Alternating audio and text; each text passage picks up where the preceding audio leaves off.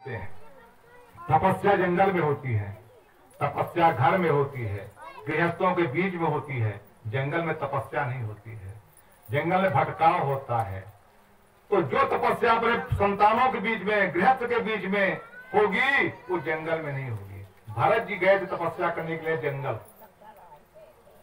सारी राज सत्ता अपने पुत्रों के कंधों में सौंप करके भरत जी कहाँ गए? तपस्या करने जंगल। कहाँ? पुलहाश्रमम, पुलहाश्रम में, जहाँ गंडकी नदी बहती है। गंडकी नदी के किनारे कहाँ है ये? नेपाल में।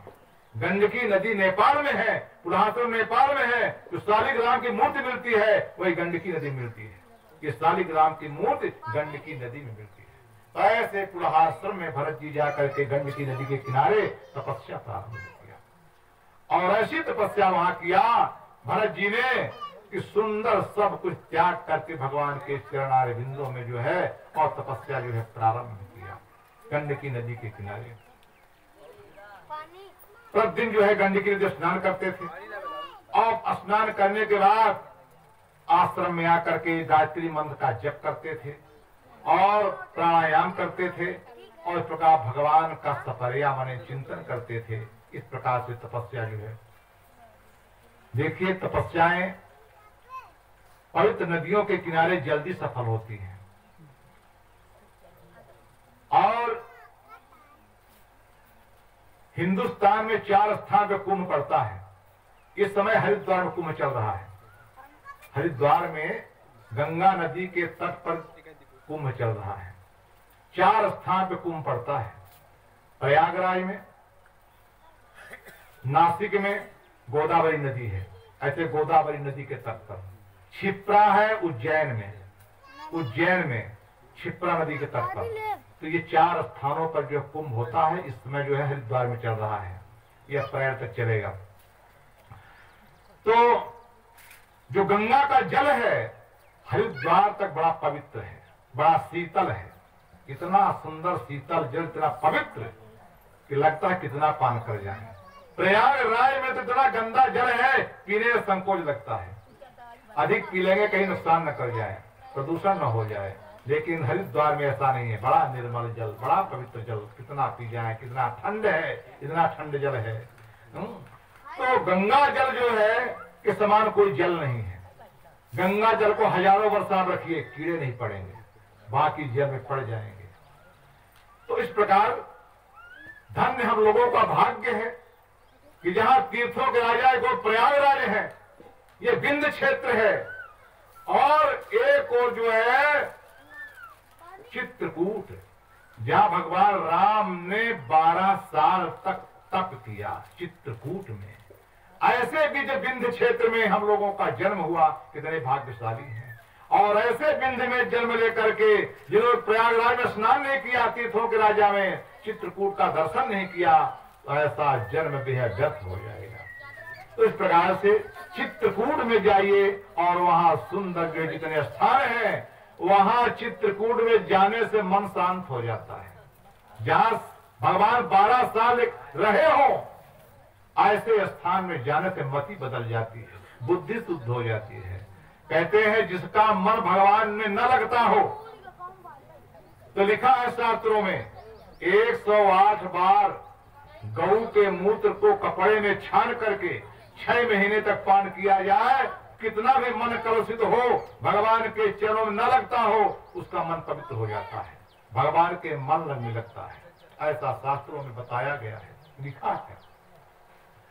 तो भरत जी तपस्या करने के लिए पुलहाश्रम में गए और तपस्या शुरू कर दिया। अब तपस्या करते करते कुछ दिन बीत गए। एक दिन तपस्या स्नान करने के लिए गंडकी नदी में गए, और वहीं पर जो है एक हरिणी, जिसके पेट में गर्भ था, गर्भिणी थी, वो जल पी रही थी। एक और भरत जी स्नान कर रहे हैं, भगवान सूर्य को जल दे रहे हैं, वही हरिणी जल पी रही है। तो बड़े जोर से जो है एक सिंह दहाड़ किया, शब्द किया। सिंह के दहाड़ को सुन करके हरिणी चकित हो गई कि शेर आ गया है, मार करके खा जाएगा। चकित हो गई, चारों ओर देखने लगी, शेर कहाँ आ गया। इतनी डर गई बेचारी, उसने सोचा नदी के छलांग लगा करके उस पार पहुंच जाए। अपना प्राण बचाने के लिए हरिणी ने नदी में छलांग लगाई। जैसे नदी को पार किया तैसे उसके गर्भ में जो बच्चा था वो उसी जल में गिर पड़ा, प्रसव हो गया। हरिणी का प्रसव उसी जल में हो गया छलांग लगाते समय। और वहां हरिणी जो है गंडकी नदी के उस पार जाकर के मर गई, प्रसव वेदना से मर गई। अब वो नन्हा सा बच्चा जो है जल में बह रहा है। भरत जी ने नेत्र खोला, देखा कि हमारे सामने से नन्हा सा बच्चा नदी में बहा जा रहा है, डूबा जा रहा है। बड़ी दया आई और दया बस जो है भरत जी ने मृग के बच्चे को उठा लिया और उठा करके सुंदर अपने लगा लिया और लगा करके अपने आश्रम में ले आए। मृग के छावने का सुंदर सेवा पालन लालन पालन करने लगे। इतना प्रेम हो गया और मृग के छावने से जब स्नान करते थे, स्नान कराते थे, जब सोते थे, सुलाते थे, खाते थे, खिलाते थे, कहीं जाते थे, ले जाते थे। पूरा समय जो है उसी की सेवा में भरत जी व्यतीत किया। किस लिए गए थे? तपस्या करने के लिए। और उस मृग के छौने में इतनी तपस्या किया कि सारा प्रेम जो है मृग के छौने में व्यतीत कर दिया। जब मृग के छौने में इतना स्नेह हो गया, बड़ा हो गया मृग का बच्चा, कूदने लगा, चलने लगा, तो जब फल फूल लेने के लिए जाते थे जंगल में, कंधे में लाद लेते थे भरत जी उस बच्चे को और वहीं जंगल में छोड़ देते थे। फल फूल समिधा लेते थे, अपना बच्चे को लाद कर कंधे में ले आते थे। यही उनका प्रतिदिन का नियम था। एक दिन हरिण के बच्चे को लेकर के गए जंगल में, छोड़ दिया, फल फूल लेने लगे। उसी समय बच्चा बिछुड़ गया, जंगल में, घोर जंगल में चला गया। जिस स्थान पर छोड़े थे उस स्थान में आकर के देखा वो मृग का छौना, मृग का बच्चा नहीं है। उसके पैरों को देखते देखते भरत जी ढूंढना शुरू किया। जहां तक पैर मिले तहां तक भरत जी ने जो है खोज किया। इतना प्रेम था, उनके पैरों को देखकर लौट जाते थे भरत जी, लेकिन मृग का छौना मिला नहीं, बिछुड़ गया। भरत जी सोचते हैं मेरे मृग के छौने को कोई शेर अवश्य खा गया, कोई भेड़िया खा गया। बहुत ढूंढा, कहीं मिले नहीं। इतना जो है दुखित हुए मृग के छौने से, बिछुड़ने से, कि एक दिन गंडकी नदी के किनारे स्नान करने के लिए गए तो उनका वो शरीर जो है त्याग करके मृग की शरीर में जन्म हो गया।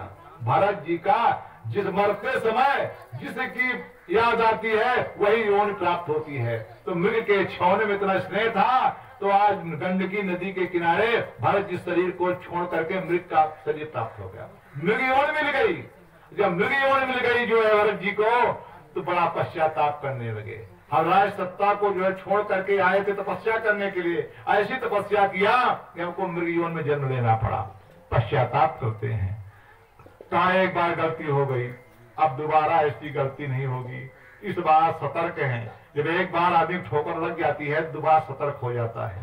तो इस बार भरत जी सतर्क हैं। एक बार तो ऐसी तपस्या किया कि मृग योनि प्राप्त हुई, अब दोबारा पुनः जो है मृग योनि प्राप्त करके तपस्या करने में, मृग योनि में, उसी पुलहाश्रम में सूखे घास पत्ते खाते थे, हरियर नहीं खाते, हरे में कहता जीव होता है, इसलिए सूखे घास पत्ते खा करके आज मृग योनि में भरत जी तपस्या कर रहे हैं।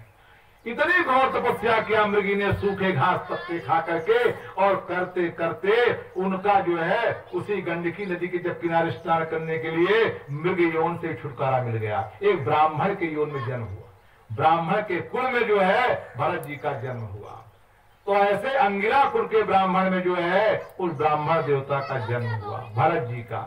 अब जब भरत जी का जन्म हो गया ब्राह्मण कुल में, तो वो उन्मत्त होकर, बड़ा वैराग्य है उनको, संसार से कोई मतलब नहीं है, जो मिल जाए तो ठीक है, ना मिले तब ठीक है।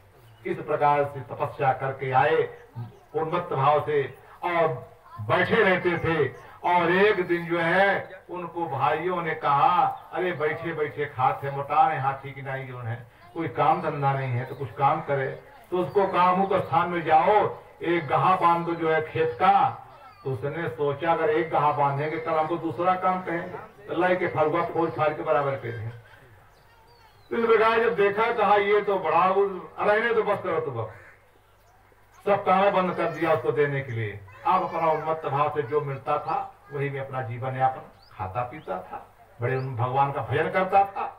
और छुट्टी मिल गई काम से उसको, सुंदर वही मेड़ पर बैठे हुए बड़े भजन आनंद से कर रहा था।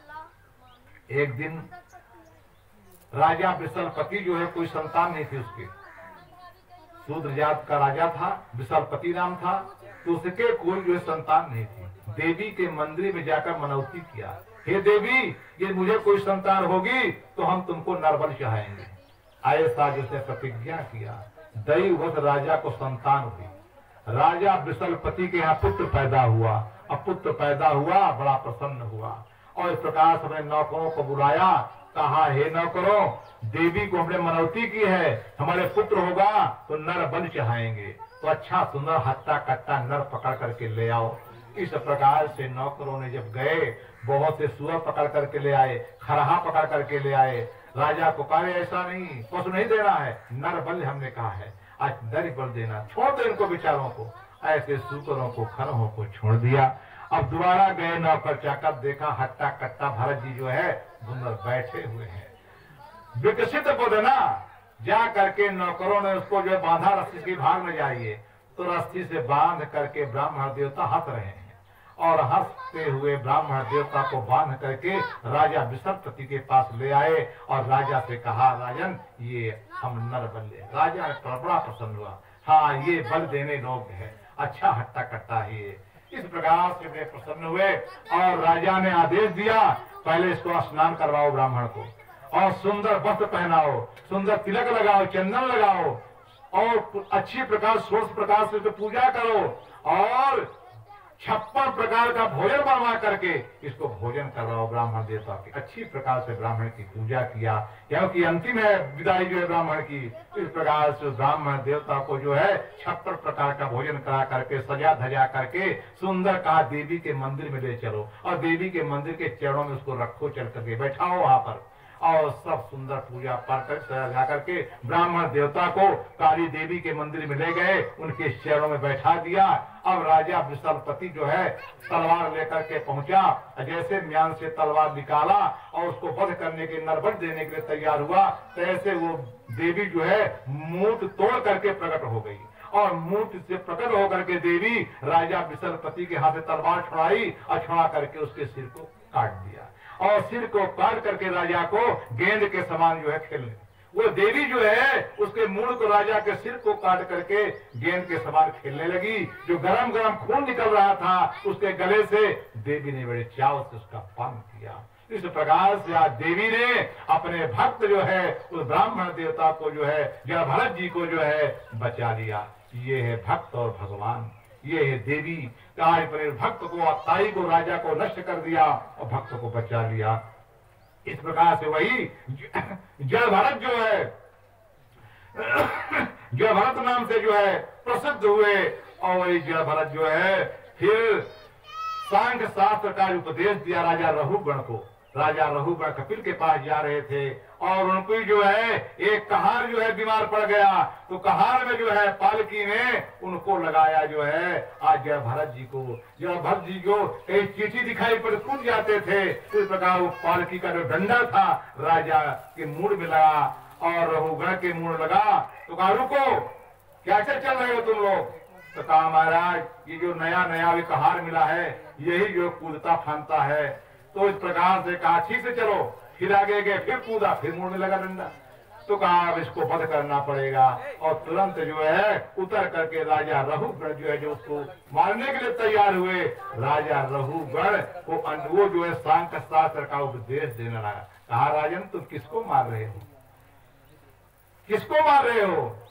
जो से बैठा हुआ जीव है, जीवात्मा है, उसको तुम मार नहीं। आत्मा अमर है, अजर है, अमर है और वो कभी नहीं मार पाओ। मृत्यु होती शरीर की, नाश होता शरीर का, लेकिन वो आत्मा अजन्मा है, कभी जन्म नहीं होती है। राजा रघुगण को ज्ञान हो गया, अरे ये तो हमने एक समान इसको कहाँ समझा था, हम इसलिए आज कपिल के पास जा रहे ज्ञान के लिए। वो सारा ज्ञान आज जड़ भरत जी ने राजा रघुगण को दिया। राजा रघुगण के चरणों में गिर पड़े और माफी मांगी और इस प्रकार से उनको जो है राजा रघुगण को जो है वो सांख्य शास्त्र ज्ञान दिया। और इस प्रकार से ये आत्मा जो है कहाँ अजर है, अमर है, इसलिए इसको मृत्यु कभी नहीं होती है। और ये तो बात जैसे कपड़े बदल देते फटने के बाद, उसी प्रकार ये शरीर को छोड़ करके दूसरे शरीर में प्रवेश कर जाती है। तो इस प्रकार से राजा रघुगण को जो ज्ञान प्राप्त हुआ उसके भरत जी के द्वारा, इस प्रकार से व्यास जी ने ये कथाएं जो है पंचम स्कंद में जो है बताई है। ये सब कथाएं आप लोग मत कहिए, सभी भागवत की कथाएं हैं, अन्य की कथाएं नहीं है, भागवत की कथाएं हैं। ये सब पहली मीटिंग में हो चुकी है, इसलिए अब जो कथाएं हो गई हैं हम उन कथाओं को आप बतला रहे हैं। इसलिए ये भरत की कथा जो है और पंचम स्कंद में बतलाई गई।